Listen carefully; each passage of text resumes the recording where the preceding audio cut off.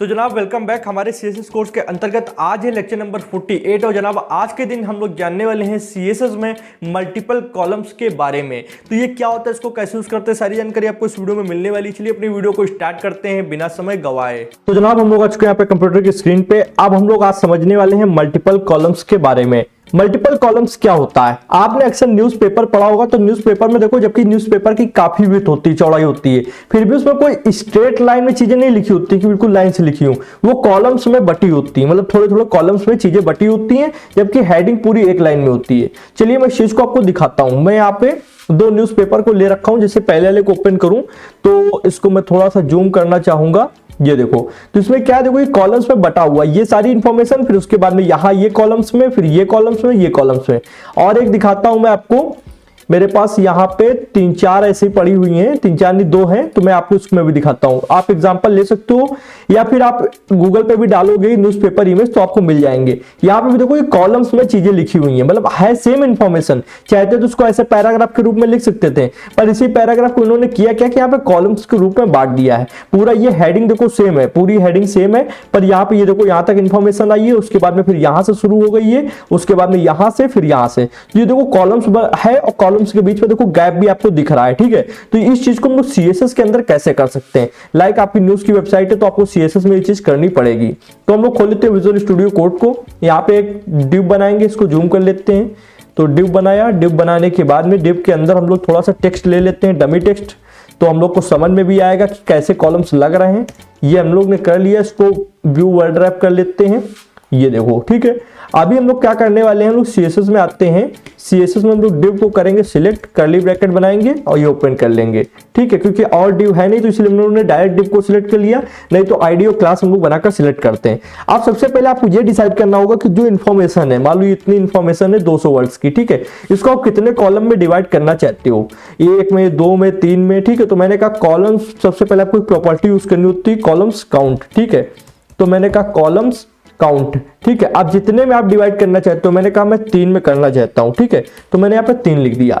अब मैं इसी चीज को आपको रन करके दिखाता हूं, या फिर मैं पहले 3 हटा दूंगा, ठीक है। 3 हटा दूं, उसको नॉर्मल मोड पे खोलता हूं, ओपन विथ लाइव सर्वर किया। अभी रिजल्ट हमारे सामने आने वाला है, ओके। तो ये आ चुका। अभी देखो इस तरीके का पैराग्राफ आ रहा है। अब हम लोग सीएसएस में जैसे ही जाएंगे, सीएसएस में जाने के बाद में यहाँ पे हम लोग 3 लगा देंगे। तो देखो 3 पैराग्राफ को 3 कॉलम्स में उसने डिवाइड कर दिया, ठीक है, फर्स्ट, सेकंड, थर्ड। अब देखो तीनों के बीच में आपका ये देखो स्पेस आ रहा है, गैप आ रहा है, ठीक है। ये गैप जो है इसको हम लोग मैनेज कर सकते हैं कि तीनों के बीच में कितना कितना गैप होना चाहिए, ठीक है। ये चीज आप बहुत ही आराम से मैनेज कर सकते हो, यहाँ पे इस तरीके का आप देख सकते हो। तो हम लोग करेंगे क्या, यहाँ पे इसको जाएंगे विजुअल स्टूडियो कोड पे, और गैप बढ़ाना या घटाना है उसके लिए हम लोग यहाँ पे एक प्रॉपर्टी यूज करेंगे कॉलम्स गैप। तो जो कॉलम्स के बीच में गैप है उसको हम लोग 50 पिक्सल मान लो कर देते हैं। तो मैंने कहा 50 पिक्सल्स, ठीक है। तो अब देखो ये 50 पिक्सल्स का इसने गैप ले लिया है, आपको मैं दिखाता हूं इस तरीके का, ठीक है। तो ये गैप आपका आ चुका है। अब क्या करने वाले हैं कि मान लो गैप तो आ गया है, पर अगर हम लोग सोचे कि इसके बीच में एक लाइन आ जाए, सीधी स्ट्रेट लाइन, रूलर आ जाए, ठीक है, तो वो कैसे आएगा, तो वो भी बहुत ही आसानी से आ जाएगा। यहाँ पे हम लोग आएंगे, उसके लिए एक प्रॉपर्टी होती है आपका कॉलम्स रूल स्टाइल, ठीक है। तो मैंने कहा कॉलम्स रूल स्टाइल, इसको यूज कर लेंगे। इसको यूज करने के बाद आप जैसे बॉर्डर देते हो तो बॉर्डर में डॉटेड आता है, सॉलिड आता है, डैश्ड आता है, उसी तरीके इसमें भी सारे आते हैं। पर हम लोग बिल्कुल स्ट्रेट लाइन चाहिए तो हम लोग सॉलिड यूज करेंगे, अगर आपको डॉटेड चाहिए तो आप डॉटेड यूज कर सकते हो, ठीक है। सॉलिड में देखो ये 2 स्ट्रेट लाइंस आ गई हैं ये गैप के बीच में। तो अब हमारा देखो ये काफी अच्छा दिख रहा है देखने में कि तीनों आपका कॉलम्स अलग अलग डिवाइड हो चुके हैं और इंफॉर्मेशन सेम है, मतलब स्टार्ट यहां से हुई है, ठीक है। फिर इसके बाद में यूजर यहां से पढ़ने के बाद यहां से पढ़ेगा, ठीक है, उसके बाद यहां से पढ़ेगा, ठीक है। तो ये इस तरीके से आपका न्यूज़पेपर में अक्सर आपने देखा होगा अगर आप पढ़ते होंगे तो, ओके। तो अब ये हो चुका है। अब हम लोग के मन में एक क्वेश्चन आता है कि जो ये लाइन आई है इसकी मोटाई अगर हम लोग को कम करनी हो या ज्यादा करनी हो तो कैसे करेंगे। तो हम लोग इसके लिए भी प्रॉपर्टी होती है कॉलम्स रूल विथ, रूल मतलब वो डंडे, ठीक है, कॉलम्स जो बटे हुए हैं उसकी विथ कितनी रखना चाहते हैं, ठीक है। तो कॉलम्स रूल विथ मान ये प्रॉपर्टी यूज करी और मान लो उसमें मैं दे देता हूँ 1 पिक्सल, ठीक है, तो ये पतला हो जाएगा। तो मैं आपको दिखाता हूँ कितना पतला हो गया, ये इस तरीके का, ठीक है। ज्यादा मोटा हम लोग रखते नहीं, अच्छा नहीं लगता है, पतला कर दिए। अगर आप 5 पिक्सल देते हो तो मोटा हो जाएगा, 2 देते हो तो मोटा हो जाएगा, इस हिसाब से 1 2 3 4 ऐसे करके आप दे सकते हो। उसके बाद में एक क्वेश्चन ये उठता है कि मान लो हम लोग इसको कलर देना चाहें, किसको, ये जो रूलर आ रहे हैं ये ब्लैक कलर के आ रहे हैं, मैं इसको रेड कलर या कोई कलर देना चाहूं तो कैसे दे सकता हूं। तो मैं उसके लिए करूंगा कॉलम्स रूल कलर, ठीक है, इसको यूज कर लिया। अब यहाँ पे मान लो ब्लू अगर आप देते हो तो देखो ब्लू आ जाएगा, ब्लू कलर में ये आ रहे हैं। अगर आप यहाँ रेड देते हो तो रेड आ जाएगा, ग्रीन देते हो तो ग्रीन आ जाएगा, ठीक है। ये यहां तक का आपको हो गया। उसके बाद में अगर आपने जैसे मेरी बॉर्डर प्रॉपर्टी पढ़ी होगी जब मैंने पढ़ाया था, तो उसमें हम लोग करने क्या वाले थे, यहाँ पे हम लोग इसको डायरेक्ट भी लिख सकते हैं। मान लो जैसे यहाँ पे हम लोग ने तीनों चीजों को अलग लिखा है कि रूल की स्टाइल सॉलिड हो, 1 पिक्सल अलग हो, ब्लू अलग हो, कलर अलग हो, ठीक है। तो इसको हम लोग डायरेक्ट कैसे लिख सकते हैं, तो डायरेक्ट हम लोग लिखने के लिए क्या करने वाले हैं, इसको कर देते हैं कमेंट आउट। सबसे पहले इसको कर देंगे कमेंट आउट, तो ये कोड काम नहीं करेगा।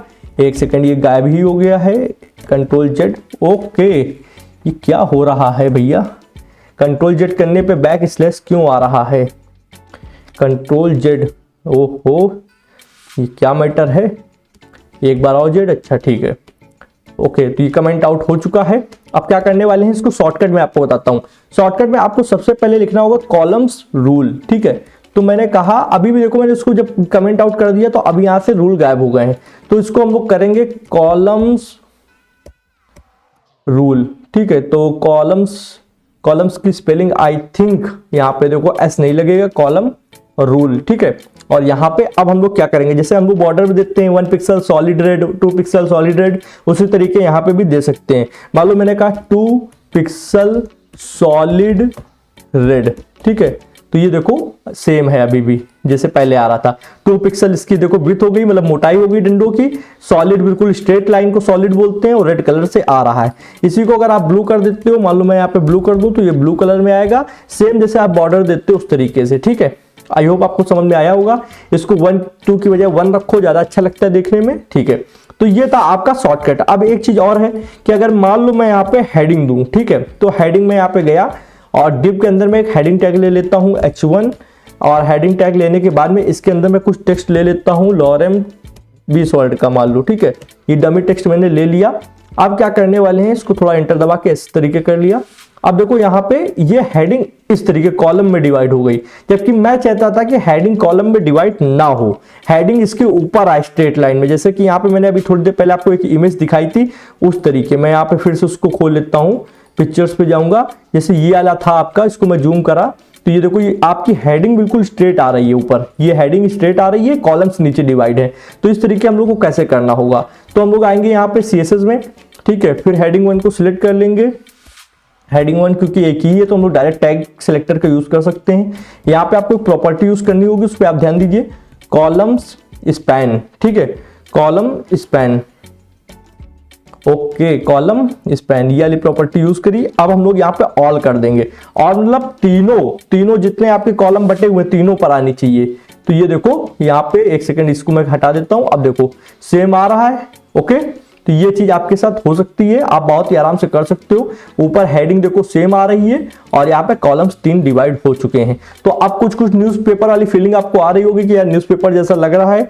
और यहाँ पे एक चीज मैं आपको बताऊं, जैसे अभी क्या है कि ये तीनों जैसे हैं, तो इनको अगर हम लोग विड्थ भी दे सकते हैं कि कितने विड्थ के हों, मतलब 3 कॉलम कितनी विड्थ के हों, कितनी चौड़ाई के हो। तो इसके लिए हम ऊपर आएंगे डिव वाले टैग के अंदर, और यहाँ पे हम लोग लिखेंगे कॉलम्स विड्थ, मतलब कॉलम की भी विड्थ दे सकते हैं। कॉलम विड्थ समझ रहे हो, जिसमें कंटेंट है आपका, तो कंटेंट कितनी चौड़ाई में आए, ठीक है। तो कॉलम विड्थ मैंने दिया और मैंने इसमें मान लो दे दिया 300 पिक्सल्स, ठीक है। तो 300 पिक्सल्स दे दिया। अब यहाँ पे देखो कि ये तीनों 300 पिक्सल्स के हो गए, 300 पिक्सल का फर्स्ट, सेकंड, थर्ड, तो टोटल कितने हुए 900 पिक्सल्स के, और 50 पिक्सल का दोनों के बीच में गैप है, तो टोटल हो गया 1000 पिक्सल्स। अब देखो जैसे मैंने यहाँ पे 300 पिक्सल कर दिया है, जैसे ये 300 पिक्सल से कम साइज के होंगे, मैं इसका साइज छोटा करता हूं तो देखना ये आपस में देखो 302 में कन्वर्ट हो गए। जैसे ही इसका साइज 300 पिक्सल से कम हुआ, ठीक है, थोड़ा सा भी, तो ऐसे ये 2 में कन्वर्ट हो गया, और इसको छोटा करेंगे तो छोटा होता जाएगा, जैसे ही ये और कम होगा तो ये 1 में भी कन्वर्ट हो जाएगा, ठीक है, इस तरीके से। तो ये आपको समझ में आ गया होगा। तो ये था आपका कॉलम्स विड्थ। इसको उतना ज्यादा तो नहीं यूज किया जाता है, पर हाँ आप इस तरीके दे सकते हो कि मान लो आपको 300 पिक्सल तक जब तक मिल रहा है साइज, तब तक आप इसको 3 रखो, 300 से जैसे ही कम मिलने लगे तब इसको 2 कर दो, उससे कम मिले तो 1 कर दो, क्योंकि ये ब्राउजर अपने आप को मैनेज कर लेता है। आई होप आपको ये टॉपिक समझ में आया होगा। ये हम लोगों ने यहाँ पे CSS में आज इसलिए समझा क्योंकि अगर किसी को न्यूज रिलेटेड वेबसाइट बनानी है या फिर उस तरीके का आपको देना है लुक अपनी वेबसाइट को, तो आप कॉलम्स प्रॉपर्टी यूज कर लेते हैं। कंप्लीट CSS कोर्स है, इसलिए यहाँ पे हम लोग कुछ भी नहीं छोड़ेंगे, सब चीजों को कवर करते चलेंगे। जनाब कल के दिन हमारा यहाँ पे लेक्चर नंबर 49 आएगा, जिसमें हम लोग CSS का फ्लेक्स बॉक्स पढ़ रहे होंगे। और फ्लेक्स बॉक्स प्रॉपर्टी अपने आप में ही एक काफी बड़ी है और वो काफी बड़ा वीडियो आएगा, तो उस पर बहुत ही ध्यान से पढ़िएगा, बहुत सारी इंफॉर्मेशन होगी। क्योंकि CSS का एक तरीके से वो रीढ़ की हड्डी है, अगर आप उसको नहीं सही से पढ़ते हो तो बाकी CSS पढ़ने से आपका इतना ज्यादा काम नहीं बनेगा, तो उसको बहुत ध्यान से पढ़ना। आज की वीडियो कैसी लगी कमेंट में जल्दी से बता दो, पसंद आई हो तो वीडियो को लाइक कर दो, जिससे भी मुझे मोटिवेशन मिलेगी। और अगर इस चैनल पर लगातार जुड़ना चाहते हो तो प्लीज चैनल को सब्सक्राइब कर लो, बेल आइकन को प्रेस कर लो, जिससे आने वाली interesting coding videos and courses की नोटिफिकेशन आप लोग को मिल जाएगी। CSS का कोर्स हमारे 3 दिन के अंदर कंप्लीट हो जाएगा, उसके बाद हम लोग 2 दिन बाद C लैंग्वेज का कोर्स स्टार्ट कर देंगे और इसी तरीके से C लैंग्वेज को भी बहुत इजी तरीके से हिंदी लैंग्वेज में हम लोग कंप्लीट करने वाले हैं। तो आज की वीडियो में जनाब इतना ही था। थैंक्स फॉर वाचिंग फ्रेंड्स, जय हिंद, जय भारत।